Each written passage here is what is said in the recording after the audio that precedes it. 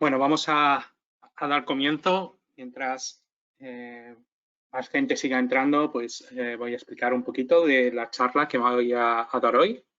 Bueno, lo primero, deciros que muchas gracias por vuestra asistencia. Estábamos pensando en dar charlas en español, ¿de acuerdo? Y desde que entré en la empresa, en GeneScript, pues pensamos que era una idea formidable poder transmitir pues, ciencia, en este caso, ciencia relacionada con los sistemas CRISPR-Cas, a pues, un público hispanohablante.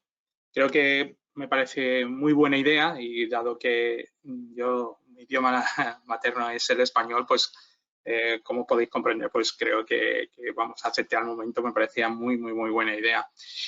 Y relacionado con esto, pues vamos a dar unas charlas acerca de los sistemas CRISPR-Cas. Bien, antes de empezar, pues quiero hablar un poquito de GeneScript. Bueno, es una compañía, muchos de vosotros ya la conoceréis, es una compañía global, biotecnológica, que somos punteros en síntesis de DNA, pero también sintetizamos péptidos, purificación de proteínas, anticuerpos. Os recomiendo encarecidamente que os paséis por la página web y echéis un vistazo a todo el catálogo de servicios que podemos suministraros y ayudaros para vuestros proyectos. Vale, he hablado de GeneScript, pero ¿quién soy yo? ¿Quién va a hablaros? Vale, pues mi nombre es Cristóbal y soy Technical Account Manager. En la empresa he empezado recientemente y hablando pues un poquito de mí, pues os diré que hice mi doctorado en la Universidad de Alicante, donde estudié por los sistemas CRISPR-Cas de Escherichia coli, y tras mi puesto de doctorando y también de profesor ayudante allí, pues decidí continuar mis estudios de postdoc en la Universidad Tecnológica de Delft, donde continué estudiando pues estos sistemas siempre desde un punto de vista de ciencia básica. Esa es la idea de que quiero daros hoy para la charla, hablar un poco de la ciencia básica de los sistemas CRISPR-Cas y cómo a partir de esa ciencia básica pues, y el conocimiento de estos sistemas nos ha permitido utilizar los sistemas CRISPR-Cas como unas herramientas pues, de predicción de genomas, pero para otros tipos de utilidades. A lo largo de la presentación vais a poder ver que os he dejado las referencias en la parte de abajo por si queréis profundizar más en el tema. Vamos a tocar distintos aspectos, pero van a ser muy simples en algunos casos, ¿de acuerdo? Para no profundizar y no hacerlo demasiado específico. ¿Bien? No es la idea de esta presentación. Otra cosa que quiero comentar es que al finalizar vamos a tener un momento de preguntas y respuestas, que a través de la aplicación hay una opción para poder hacer preguntas. Entonces va a ser la manera que podáis comunicar vuestras dudas y voy a intentar resolverlas en medida de lo posible. Por último, decir que vuestra opinión acerca de esta charla, qué os ha parecido, si os ha gustado la idea de dar una charla, en este caso de CRISPR en español.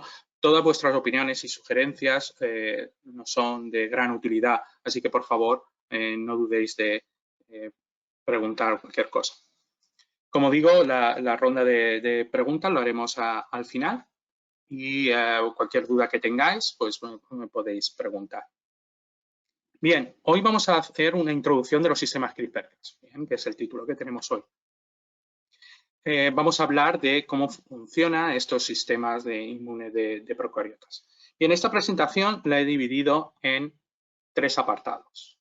La primera vamos a hablar de los componentes CRISPR-Cas. Vamos a hablar de qué es CRISPR y qué es Cas, ¿de acuerdo? Y que en su conjunto cuál es su significado.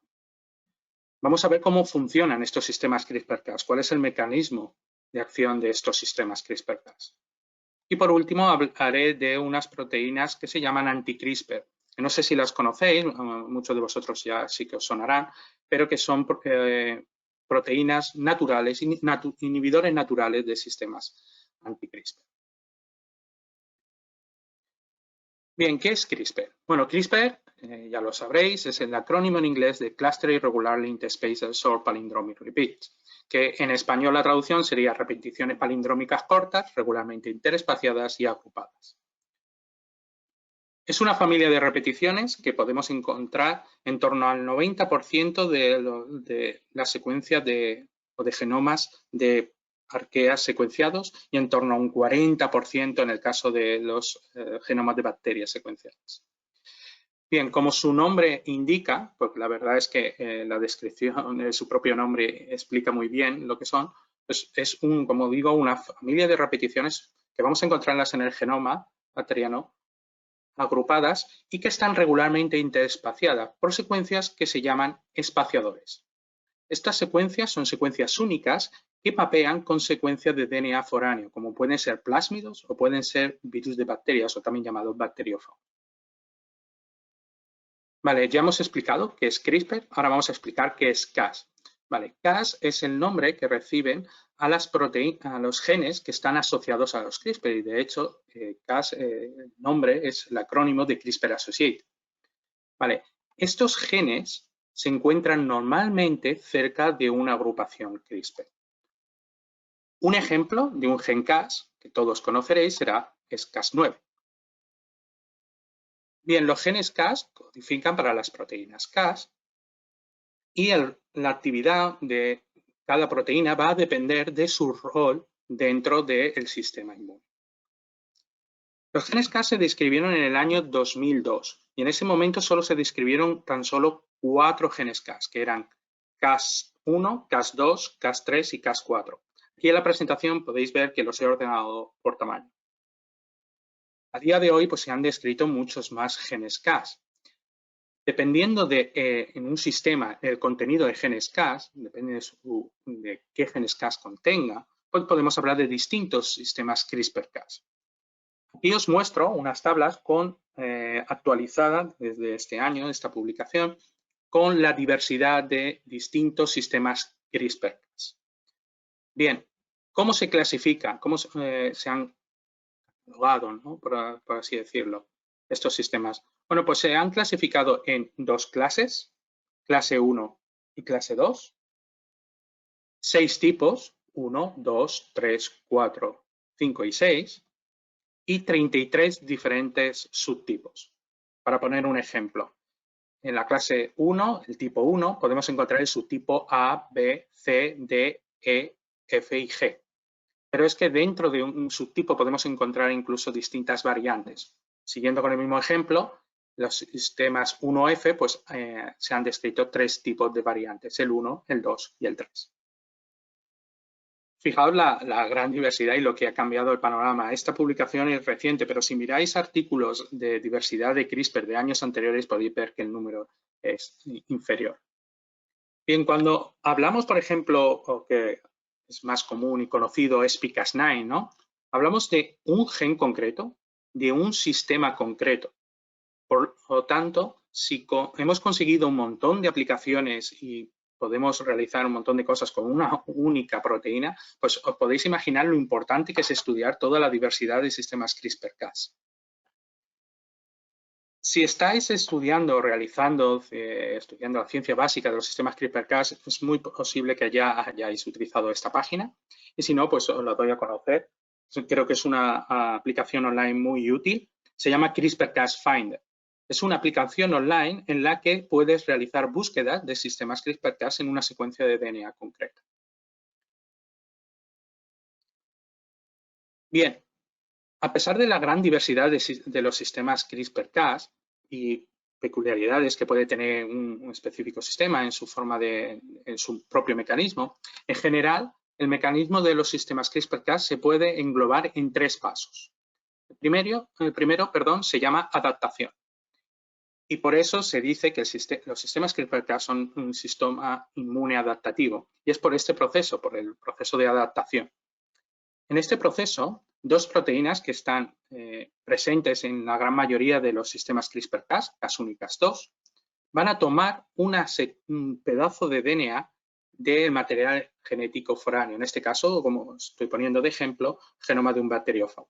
Van a tomar una pequeña pieza de DNA y lo van a introducir dentro de la agrupación CRISPR del hospedador.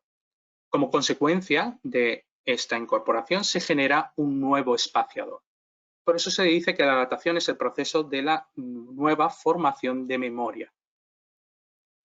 Bien, una vez que se ha formado la nueva memoria en el sistema CRISPR-Cas, el siguiente paso se llama expresión. y es que todo el sistema debe de expresarse. Los genes Cas para que se puedan producir las proteínas Cas, pero también la agrupación CRISPR. La agrupación CRISPR, cuando se transcribe, se forma un ARN llamado pre-CRISPR-RNA. Este pre-CRISPR-RNA tiene que ser procesado. ¿Por qué es procesado? Pues puede ser por una proteína Cas, como puede ser Cas6, o puede ser por otro tipo de proteínas del propio hospedador, como puede ser la RNasa 3. El producto final son pequeñas moléculas de RNA que se denominan CRISPR-RNA. Estas moléculas contienen la secuencia de un espaciador franqueada por porciones de las repeticiones adyacentes. Finalmente, el último paso sería interferencia. Y es que esta molécula de CRISPR-RNA interacciona con las proteínas Cas formando lo que se conoce como el complejo de interferencia. Este complejo de interferencia es guiado por el CRISPR-RNA a el DNA objetivo. Y una vez que es localizado y encontrado, el sistema corta ese DNA. Bien, muchos de vosotros estaréis interesados en la edición de genomas, posiblemente, por ello, a partir de ahora vamos a centrarnos más en el proceso de interferencia de los sistemas CRISPR-Cas. Y vamos a ir un poquito más allá, más en concreto vamos a hablar del sistema de Streptococcus pyogenes, de donde proviene SPCas9. Es un sistema de tipo 2A que contiene una agrupación CRISPR con sus repeticiones y espaciadores, 4 genes Cas, Cas9, Cas1, Cas2, CSN2. Cas1, Cas2, CSN2 estarían implicados en el proceso de adaptación que he explicado anteriormente y Cas9 estaría implicada en el proceso de interferencia. Sin embargo, este sistema contiene algo que no hemos explicado antes y es el tracer RNA que proviene de Transactivating CRISPR-RNA. Bien, es que esta región se transcribe formando una molécula de RNA que contiene una porción de su secuencia, es complementaria a las repeticiones CRISPR. Esta molécula de RNA, junto con la ayuda de Cas9, interacciona con lo que hemos dicho antes del que hemos denominado el pre-CRISPR-RNA, es decir, la transcripción de la agrupación CRISPR que no ha sido procesada. Tras su interacción del tracer RNA Cas9 con este pre-CRISPR-RNA, la RNasa 3, una proteína del hospedador, procesa tanto el tracer RNA como el pre-CRISPR-RNA. Ahora ya estaríamos formando CRISPR-RNA, ¿de acuerdo? Sin embargo, esta molécula se procesa nuevamente, haciéndola más corta. ¿El producto final qué es? Pues tenemos una unidad de Cas9, una proteína de Cas9, con el CRISPR-RNA procesado y el tracer RNA procesado también. Vale, este es el complejo de interferencia. Esta va a ser la molécula que va a buscar el DNA objetivo para cortarlo. Pero para ello, dos pasos previamente tienen que darse a cabo. Y es el reconocimiento de PAM y el annealing, el apareamiento de la región SID. Vamos a ir un poquito con detalle a qué son estos, qué es PAM y qué es SID. Bien, PAM es el acrónimo en inglés de Protospacer Adjacent Motif, motivo adyacente al protoespaciador. Es una secuencia concreta que tiene que estar justo al lado de la secuencia diana para que el sistema lo reconozca para cortar. Un ejemplo que a todos os sonará es el famoso NGG, ¿no?, de SPCas9. Bien, esta secuencia es como consecuencia de la manera que los sistemas CRISPR-Cas han desarrollado para poder diferenciar entre el DNA objetivo de la agrupación CRISPR del hospedador. Porque os podéis hacer una idea que si tenemos esas moléculas de RNA, esas moléculas pueden hibridar con la agrupación CRISPR. Entonces, conllevaría el corte del propio genoma del hospedador. Pues la secuencia PAM, que no está presente en la repetición, en esa región de la repetición CRISPR, pues le permite al sistema diferenciar de lo que sería el DNA objetivo de lo que no lo es. Vale, y la otra parte que hemos comentado es la secuencia SID. Esta es una región dentro del CRISPR-RNA que es la región que aparea primero y que está cerca de la secuencia PAM.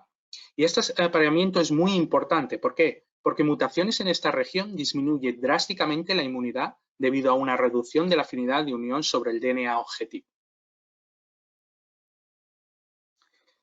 Bien, tras el reconocimiento de la secuencia PAM y el apareamiento de la región SID, pues continúa el proceso, ¿de acuerdo? El resto del espaciador continúa hibridando con la secuencia objetivo y a su vez, pues mientras se está formando este apareamiento, se están separando las dos hebras de DNA. Los dos dominios catalíticos de Cas9, los dos dominios distintos, van a cortar el DNA. Y finalmente ese es el producto, un corte del DNA. Y este es el principio básico para la edición de genomas. Es decir, utilizar una molécula de RNA que va a guiar a una nucleasa a cortar en un punto específico. Bien, estoy hablando todo el rato de CRISPR-RNA y TracerRNA, ¿verdad? Pero a vosotros seguramente habréis escuchado el single-guide RNA, ¿verdad? ¿Qué diferencia hay? ¿Qué es el single-guide RNA? Bueno, pues la única diferencia es que se ha realizado una fusión artificial de estas dos moléculas, del CRISPR-RNA y el TracerRNA, con un linker. Al fusionarlo, el producto es una única molécula de RNA que podemos desarrollar la misma función que con dos moléculas distintas. Y esto pues facilita muchísimo el trabajo, como podéis entender. Con una única molécula de RNA pues podemos llevar a cabo nuestros ensayos. Estoy hablando todo el rato de Cas9, ¿de acuerdo? Por ahora porque es altamente conocida, pero quiero mencionar, no vamos a entrar en mucho detalle, pero sí que me gustaría mencionar a otras proteínas Cas que creo que son de gran utilidad y que posiblemente a día de hoy las estéis escuchando más porque se están utilizando también para diagnóstico, para detectar ácidos nucleicos en una determinada muestra. Como es el ejemplo de Cas12A. Es otra nucleosa Cas que tiene unas cuantas diferencias con Cas9. Voy a comentar unas cuantas, no todas. Bueno, hemos dicho que distintos sistemas CRISPR-Cas, distinta PAM. ¿De acuerdo? Por tanto, la PAM en este caso es distinta a la de Cas9. En este caso, Cas12A no requiere de TracerRNA. Simplemente con la secuencia CRISPR-RNA es suficiente para guiar a la nucleasa frente al DNA objetivo. Otra diferencia es el corte. El corte que produce sobre el DNA, a diferencia del de Cas9, produce lo que se conocen como sticky ends, ¿vale? Y por último, una cosa importante que quiero mencionar de Cas12A es que tras detectar el DNA objetivo y cortarlo, Cas12A comienza a cortar DNA de cadena sencilla independientemente de su secuencia. Es decir, por así decirlo, para entendernos, Cas12A, tras activarse por el reconocimiento de la secuencia objetivo, empieza a cortar DNA de cadena única, de cadena simple, de manera no específica. La otra proteína que quiero comentar es Cas13. Una de las cosas más peculiares de Cas13 es que el objetivo no es DNA, es RNA. Así que su target es RNA, no DNA. Y al igual que pasaba con Cas12A, tras reconocer el RNA objetivo, va a comenzar a cortar RNA de manera no específica, es decir, independientemente de su secuencia.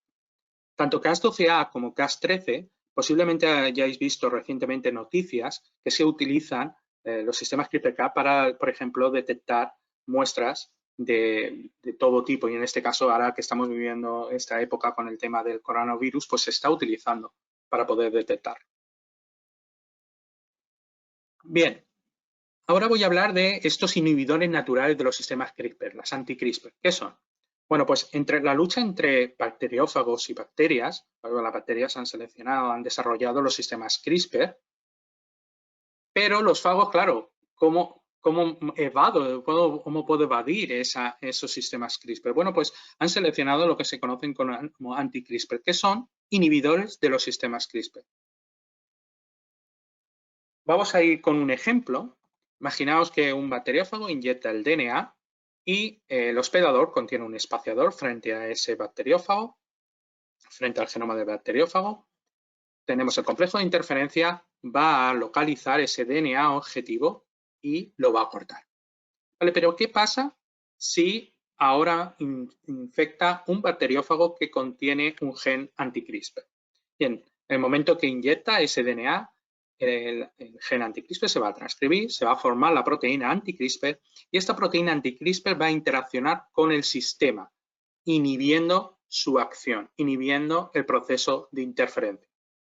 Como consecuencia de esto es, en el caso de que un bacteriófago no tenga un gen anti-CRISPR, pues va a desaparecer, lo va a destruir, pero en el caso del bacteriófago que sí que contiene el gen anti-CRISPR va a poder continuar su ciclo y formando nuevas partículas víricas. Bien, como he dicho, son proteínas que interaccionan con los sistemas CRISPR-Cas. Se han descrito distintos tipos de anti-CRISPR para distintos tipos de sistemas CRISPR-Cas, pero todos ellos, su mecanismo de acción se han englobado, se han clasificado, ¿no?, en dos grupos. Aquellos que inhiben la unión, es decir, anti-CRISPR que van a inhibir la unión frente al DNA objetivo.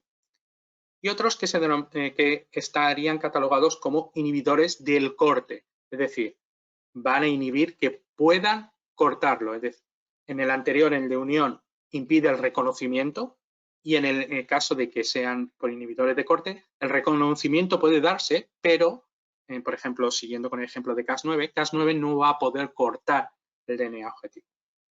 Y si pensamos un poquito en esto que he estado explicando sobre los anti-CRISPR, pues nos tiene que venir a la cabeza que son perfectos reguladores de CRISPR, ¿verdad? Podemos utilizar unas proteínas que nos ha dado la naturaleza para poder regular los sistemas CRISPR.